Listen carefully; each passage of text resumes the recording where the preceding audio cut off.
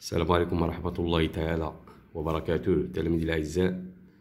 Dans cette séance, on va voir la leçon 7 concernant le niveau de la première année collège BIOF. Donc la leçon de la chaleur et la température, les changements d'état physique de la matière. Donc voilà une image qui explique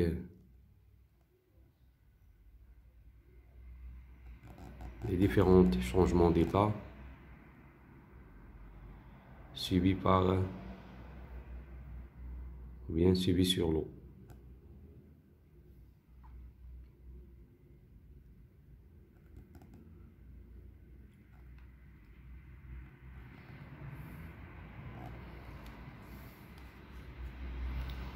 Donc la question qui se pose, quel changement d'état l'eau de l'océan a-t-elle subi avant d'être dans un nuage?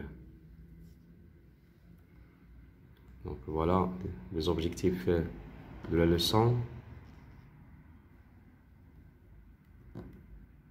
Savoir repérer une température en utilisant un thermomètre, que ce soit un thermomètre électronique ou bien un thermomètre médical ou bien un thermomètre à mercure ou bien un thermomètre infrarouge.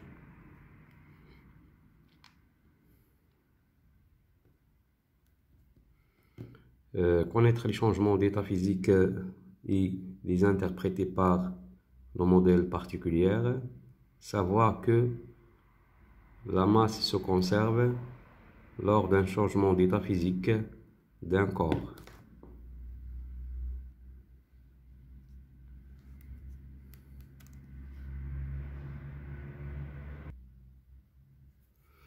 Le repérage d'une température. Donc, comment on repère une température d'un corps? Donc, pour repérer une température, on utilise un thermomètre. Donc, il existe plusieurs types de thermomètres. Document 1. Quelques types de thermomètres. Donc, il y a un thermomètre électronique et aussi un thermomètre médical et aussi un thermomètre infrarouge. Donc il y a aussi un thermomètre à mercure gradué de jusqu'à 120 degrés Celsius et moins 10. Il y a aussi des thermomètres à liquide d'alcool. Donc l'unité utilisée de la température est le degré Celsius. Donc voilà la description d'un thermomètre à liquide. Donc quel que soit le liquide, soit le mercure ou bien l'alcool. Donc voilà le réservoir du liquide et la colonne à liquide, tube fine, la bonne position de l'œil, la graduation. Donc il faut savoir quelle est la valeur d'une gradation avant de lire la valeur de la température, c'est-à-dire avant de repérer la température d'un corps.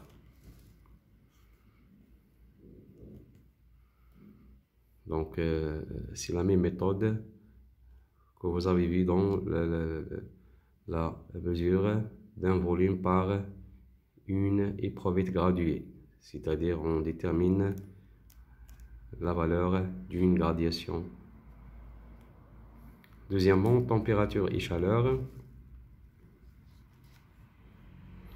Lorsque le ballon reçoit de la chaleur, sa température augmente. Sa température augmente et lorsqu'elle cède de la chaleur, sa température diminue. On dit que le ballon échange de la chaleur avec le milieu extérieur, c'est-à-dire le milieu extérieur, c'est de l'air. Donc lorsque le ballon reçoit de la chaleur, يعني ملي تيستقبل الحرارة أو يمتص الحرارة من الشوف بالون يعني المسخن، درجة الحرارة ديالو ترتفع، عندما يفقد الحرارة إذن درجة الحرارة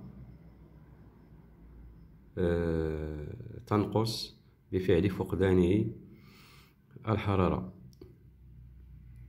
دونك هنايا بالنسبة لهاد الدوكيمون هذا ديبي دو شوفاج، درجة الحرارة 20.2 دوغري سلسيوس، يعني في لا فان دو شوفاج 71 دوغري سلسيوس. دونك في le passage هذا le ballon reçoit de la chaleur, donc sa température augmente. Le deuxième passage, donc le corps ou bien le ballon perdent ou bien cèdent la chaleur, donc sa température diminue.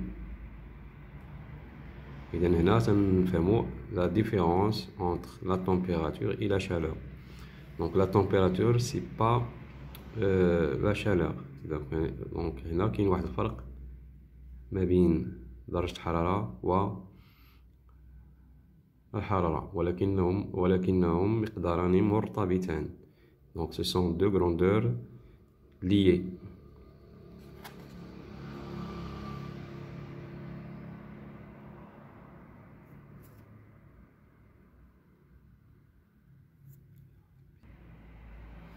Troisièmement, les changements d'état physique de l'eau.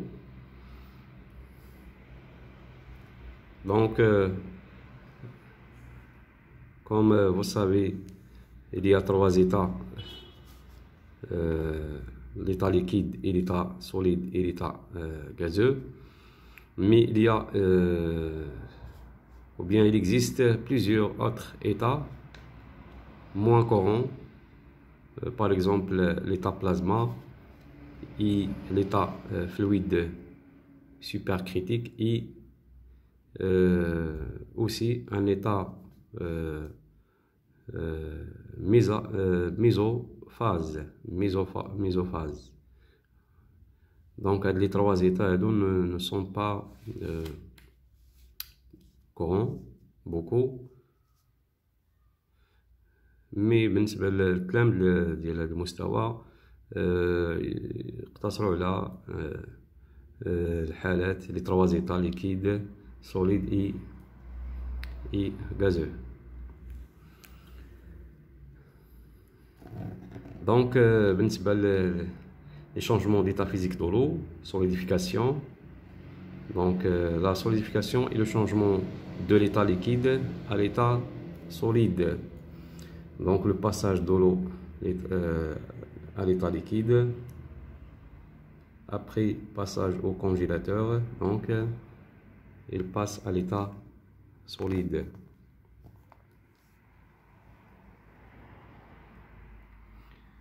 Donc ça c'est la solidification. Donc l'inverse de ce changement, donc s'appelle la fusion. Donc on va voir aussi la fusion. Donc la fusion est le changement d'état solide à l'état liquide, c'est-à-dire l'inverse de l'état précédent.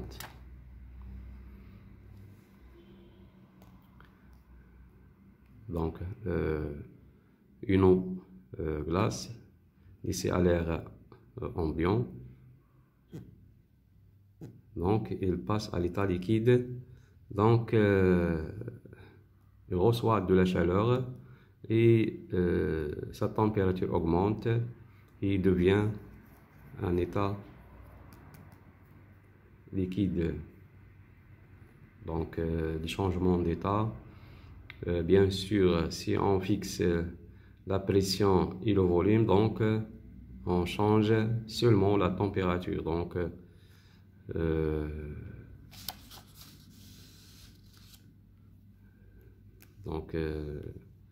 ces changements s'effectuent par un changement de température d'un corps.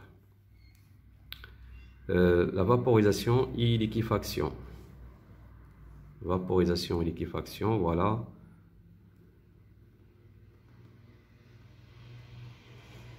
On a ici plaque chauffante, on chauffe l'eau liquide, donc il passe à la vapeur d'eau.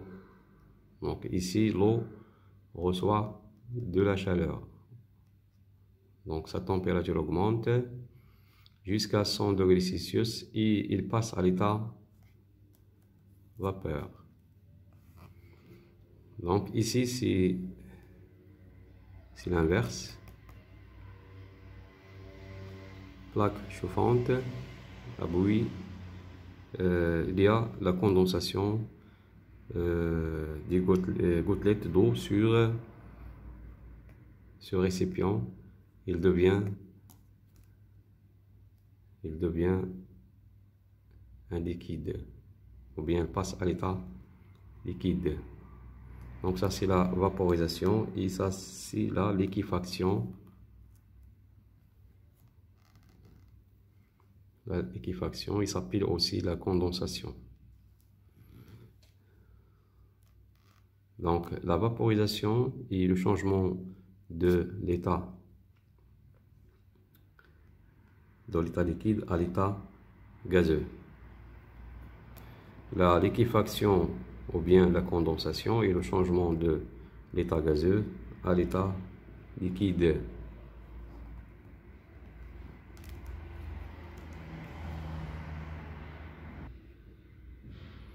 Quatrièmement, la masse et le volume au cours d'un changement d'état. Réalisons la solidification d'une quantité d'eau liquide en mesurant son volume et sa masse avant et après le passage au congélateur, c'est-à-dire après la solidification de l'eau. Donc, on va mettre sur la balance une éprouvette contenant de l'eau liquide. Donc sa masse est égale à 80 grammes. Après le passage au congélateur, donc la masse ne change pas. Donc 80 grammes. Mais le volume ici, c'est 80 millilitres. Après le passage au congélateur, c'est-à-dire après le passage à l'état solide, son volume augmente. Donc il devient 90 millilitres. Donc d'après cette expérience, il y a la conservation de la masse et non conservation de volume. Au cours d'un changement d'état physique, la masse du corps ne varie pas. La masse du corps ne varie pas, mais son volume varie. Donc par exemple, ملي كناخدو شي قارورة ديال الزاج وكنملؤوها جوسكا بو وكندخلوها للفريغو، فهنا كتنكسر وبالتالي الانكسار ديالها دليل على الزيادة في الحجم ديال السائل. Cinquièmement, interprétation des changements d'état par le modèle particulier. Donc voilà le modèle particulier de chaque état. Donc le modèle particulier de l'état solide, le modèle particulier de l'état liquide et le modèle particulier de l'état gazeux. Donc ici, les particules pratiquement immobiles et fortement liées, donc c'est-à-dire compactes, ordonnées. Ici, dans l'état liquide, particules très proches les unes des autres, mais faiblement liées, c'est-à-dire compact désordonné. Compact désordonné. Et ici, l'état gazeux, particules se déplacent dans tous les sens, c'est-à-dire il occupe tout l'espace offert. Donc ici les particules dispersées, désordonnées. Donc le passage de l'état solide à l'état liquide s'appelle fusion et l'inverse s'appelle solidification. Et le passage de l'état liquide à l'état gazeux s'appelle vaporisation et l'inverse s'appelle liquéfaction, bien condensation. Le passage de l'état solide directement à l'état gazeux s'appelle sublimation. بحال مثلا الصابون د الريحة ولا يعني donc هنا كيكون الباساج من l'état solide à l'état gazeux. Donc il y a aussi le passage de l'état gazeux à l'état solide. Donc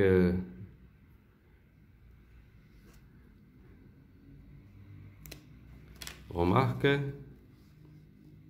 certains corps passent directement de l'état solide à l'état gazeux. Ce changement d'état s'appelle sublimation. Certains corps passant directement de l'état gazeux à l'état solide, ce changement d'état s'appelle condensation.